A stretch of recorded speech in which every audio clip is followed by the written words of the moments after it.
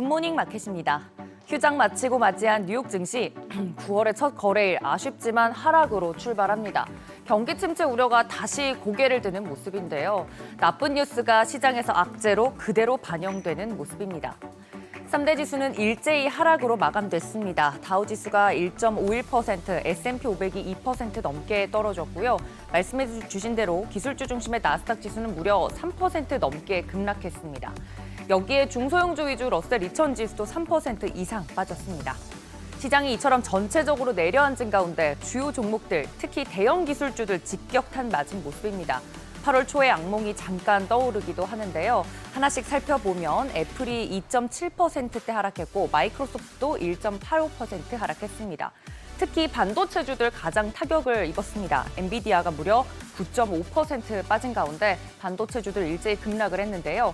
인텔도 8% 넘게 떨어졌고 인프라 반도체 솔루션 업체죠. 마벨 테크놀로지도 8.16% 하락했습니다.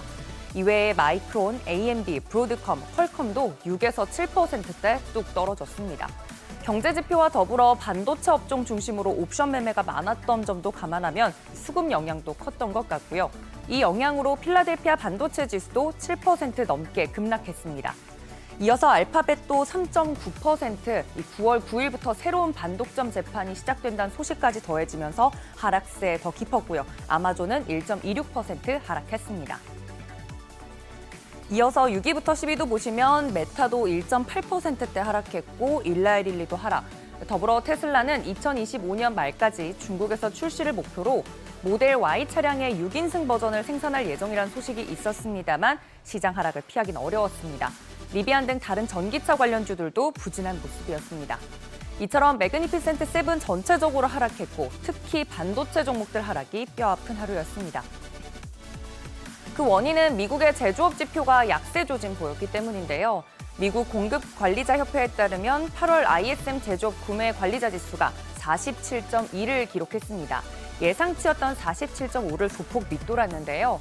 PMI가 50을 기준으로 이를 넘으면 경기 확장, 50보다 낮으면 경기 위축을 의미합니다.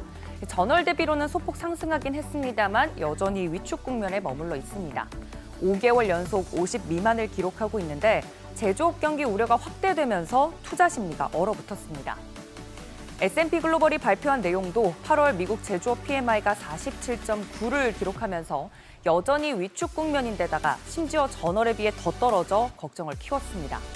미국 경기가 침체되면 기업들의 실적이 줄고 주가가 떨어질 것이란 우려가 다시 고개를 든 겁니다. 이 영향으로 달러와 채권이 강세 보이는 등 안전자산 선호 심리가 확대됐습니다.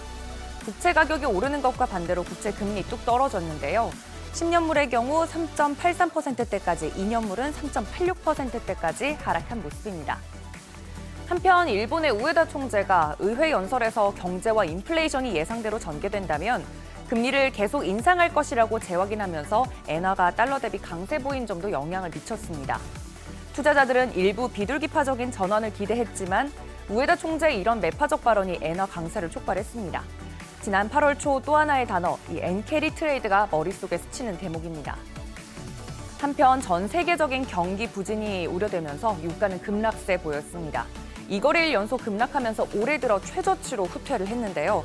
WTI 배럴당 70달러 선까지, 브렌트유는 배럴당 73달러 선까지 주저앉았습니다.